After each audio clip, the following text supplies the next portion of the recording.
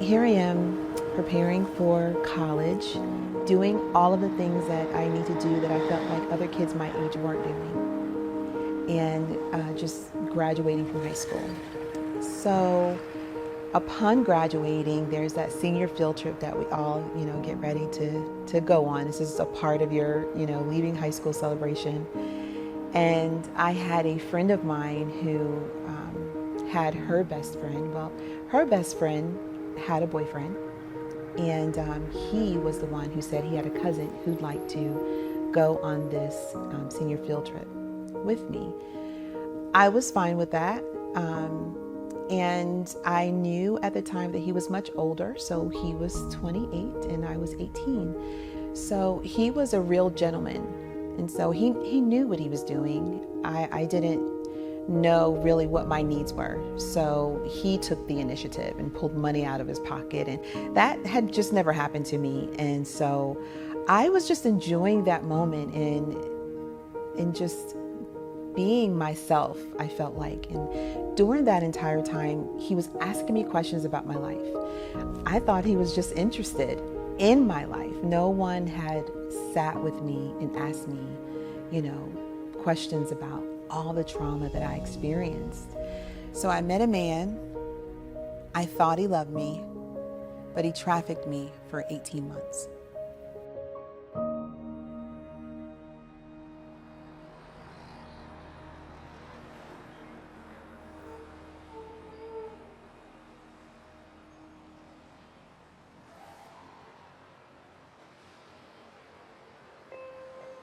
Human trafficking is a $150 billion a year industry. There are 40 million people enslaved in the world today. Human trafficking can and does happen anywhere. Sex trafficking and labor trafficking happen all around us. This is happening in our neighborhoods, in residential homes and apartment buildings, but it's also happening in commercial areas, in your local communities, in your local businesses, from illicit massage businesses to neighborhood brothels that are run out of homes. This type of crime is happening everywhere. When we think about labor trafficking, you will have forced labor in some of the local restaurants in your community, or even sometimes in nail parlors. Domestic servitude is all too common, as is forced labor in factories, out in the fields, or in a variety of businesses. So what we need to understand is that this is a very local crime, and we need to be eyes and ears out there on the roads and in our neighborhoods to help identify these victims, to recognize them, and then report to the authorities in hopes that we can help end their nightmare. As a victim, you don't see the world as others see it. And you feel like there's another world, and people are oblivious to anything else happening other than their own world. And so to come outside into another person's world and say, how would I have gotten you to notice me? It's challenging, right? Because I was there and I saw that you didn't see me. Human trafficking is the exploitation of human beings through force, fraud, or coercion for the purposes of either commercial sex or forced labor. And you have a third party, a trafficker, a victimizer, basically a predator, who is making a profit off of their back. And these victims find themselves in situations they literally cannot get out of. After that evening, he continued to connect with me, and he continued to make me feel great. And for 4 months, he groomed me, he wooed me. I didn't know he was manipulating me. I just counted that as love. This is what love feels like, and this is what I want. So I went for it. I gave 100%.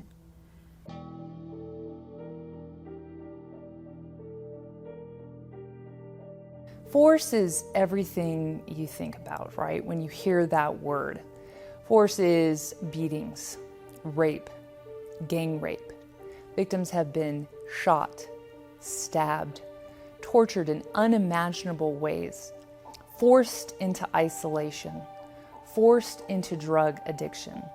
Anything that trafficker is going to do to make that victim comply, they will do it. One of my hardest moments was this time where my trafficker picked me up and another girl, and she looked high, and we weren't allowed to do drugs. And so he turned and looked at her, realized she was high, pulled the car over, told her to get out. He took her behind a building, and then he came back to the car without her. So I don't know what happened to her, but I never saw her again. Fraud is the promise of one thing, but the delivery of something else. False employment offers, lying, promises of a better life, when in reality, all that trafficker wants is to exploit that victim. By far and away, coercion is the most powerful means that traffickers use to keep their victims compliant. These are the psychological abuses, right? Where the pimp or the trafficker plays the daddy or the boyfriend role. I love you. I'm going to protect you. I'm going to make all of your dreams come true. When in reality, they take that trust that they have earned in the grooming process and they use it to exploit and profit off of their victim. Coercion is also the threats to life, the threats to safety, the threats to a family member. You don't do this, I'm going to kill your child. You don't do this, I'm going to kill your little sister. Oftentimes, the trafficker knows where their victims live. They may know their family members. And so the victim finds themselves in a place where if I don't do this, if I don't make my quota, if I don't comply, this trafficker means business and they will take action. They will harm my family. They will harm me. They will harm someone I love. What makes people vulnerable to sex trafficking, human trafficking, is low self-esteem. It could be runaways. It could have drug activity where they've been involved in drugs. Homeless youth, women and girls of color, and also peer pressure can be involved in it too. When you have kids, especially with the LGBTQ, those kids pretty much could be where they're at home and parents, loved ones kind of push them away because of where they are with their sexual preferences. And they feel embarrassed, and they're looking for someone to love them, looking for somebody to be able to interact with, and they go to these human traffickers. They find them as a easy target. These kids are looking for somebody to love them, somebody to show them that, hey, I care about you. And human traffickers, they target these kids to the point where they know that I can offer you something that your parents are not offering you. Local drivers are very important against human trafficking because they're out there on the road. They are there. They are able to see things that law enforcement can't necessarily see. They're at these houses, they're at these different locations. They see these different signs, different telltale signs, and they report back to law enforcement what they see. So they play a crucial role in the fight against human trafficking. Truckers Against Trafficking is the largest mobile army of eyes and ears of professional drivers out there on the road dedicated to discovering and disrupting human trafficking networks. And what we have found with over-the-road truck drivers is that once they understand the crime of human trafficking and they know how to report it, that they will actually turn around and do so. And we have seen countless victims who have been identified, calls made into the hotline because truckers took the time to get involved and care. And so what we are asking you, local drivers, food delivery personnel, folks who are, again, that last mile, putting that package on the doorstep, rideshare drivers, flower delivery, sanitation workers, appliance delivery, USPS, furniture delivery, movers, anybody, again, who are on the roads and in neighborhoods to join us. Join our mobile army. Be those eyes and ears. Law enforcement cannot be everywhere at once. It is imperative that we, the general public, that we become activated, that we are looking, that we care enough to get involved and make a call that could help end the nightmare for a victim of human trafficking.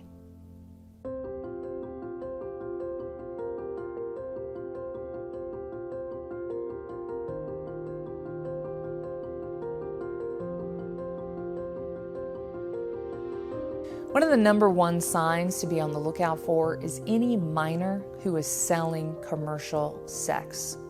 There is no such thing as a child prostitute. That child needs the adults in and around them to stand up for them and make a call on their behalf. Any individual under the age of 18 being sold for sex is a victim of human trafficking. So other indications of a residential brothel are those homes that seem a bit isolated from the rest of the neighborhood. You never see kids playing out in the yard. It only seems that large groups of women live there. Not really family situations taking place. It's different cars constantly coming and going at all times of day and night. And typically only men coming and going from the residence. Again, these are all indicators that human trafficking could be taking place. So another thing you may notice is that people who are going in and out of the house may be dressed differently than how they should be dressed. Like, say, if it's in the morning and you see someone with a party dress on, right? Or, you're just seeing things that don't quite match with the season. So if it's winter and the clothes that they have on aren't seasonally appropriate. So if you're at a commercial business, some signs to be paying attention to are excessive security measures. Right? Are there bars on the windows? Is there barbed wire present, chain link fences? Are there side or back alley entrances? Are you actually forced to be buzzed into the location? Are you seeing all sorts of security cameras at all sorts of different angles all around this location? Again, that could be a red flag that human trafficking is taking place inside the location. Rideshare drivers, pay attention to the passengers in your vehicle. How are they treating each other?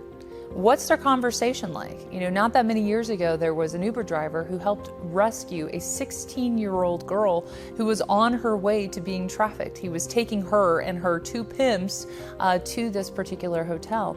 And he started listening to their conversation. And they were talking about, okay, make sure you check this guy for guns before you start rubbing up on him. Make sure you get the money up front.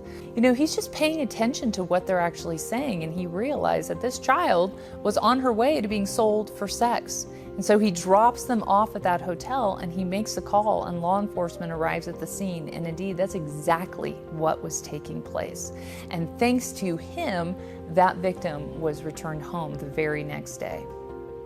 Other red flags rideshare drivers can be paying attention to are, okay, when you go into maybe that restaurant, right, in order to pick up the food to deliver it to somebody's home. Pay attention to how the workers are treated.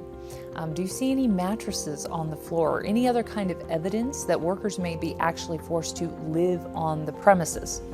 Are workers actually free to talk to you? Do they look as if they are free to come and go as they please? Pay attention to these signs that labor trafficking might actually exist. For those of you who are approaching a residence and making that last mile delivery or putting the mail in the box or getting that person their food, pay attention to what you might overhear. Are you hearing any kinds of shouting or yelling or even screaming? Are you overhearing threats being made? Do you hear anyone asking for help? Also, pay attention to what you might see, like any potential victims that may be visible. Do you see anyone who looks distressed or upset, crying or fearful? This is how a USPS employee assisted in the recovery of a victim who had just escaped from her traffickers and needed help getting home. He noticed her crying and visibly upset while he was on his route, and he took the time to get involved. Again, not every instance may be human trafficking per se, but these types of signs should be your first indication to look for additional red flags.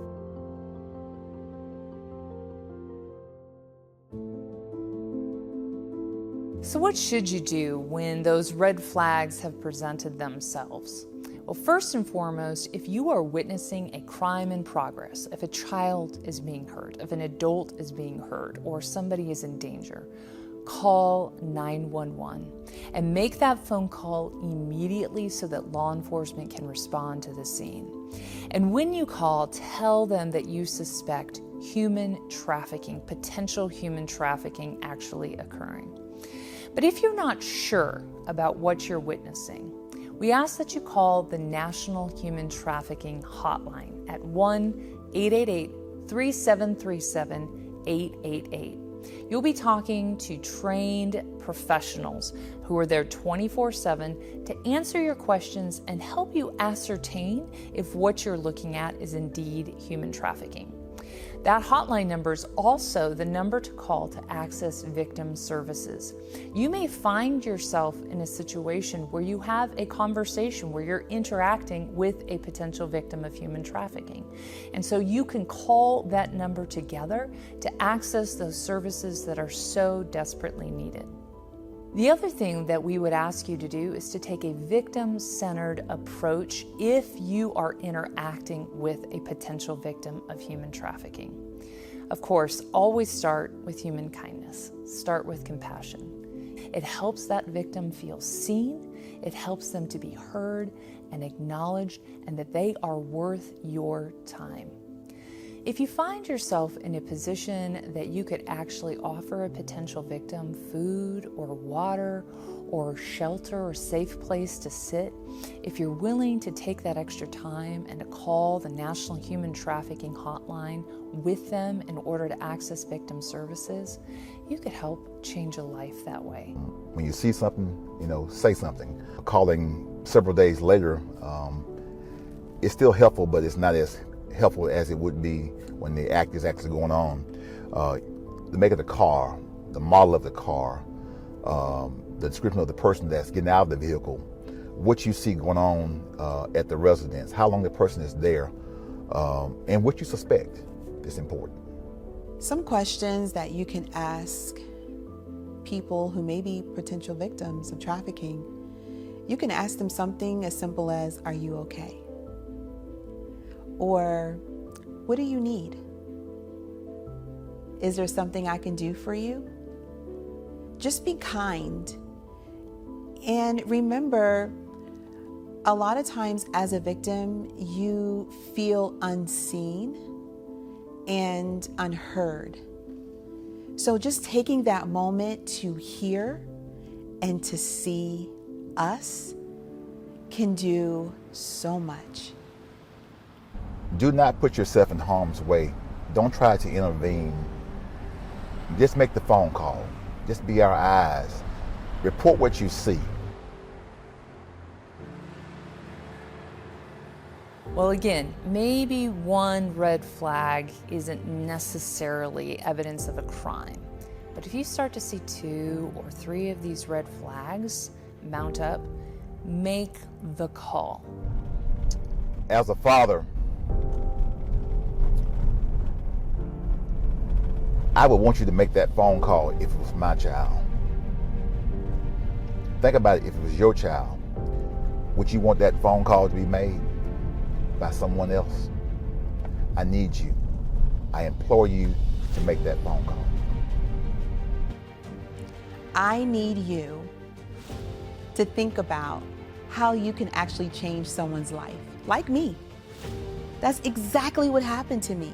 Someone did something different and put action to what their heart told them to do. It's okay to be wrong. I promise you, being law enforcement myself, we will not get angry at you. But what if you're right? No one expects you to end human trafficking. But can you just take care of the person right in front of you?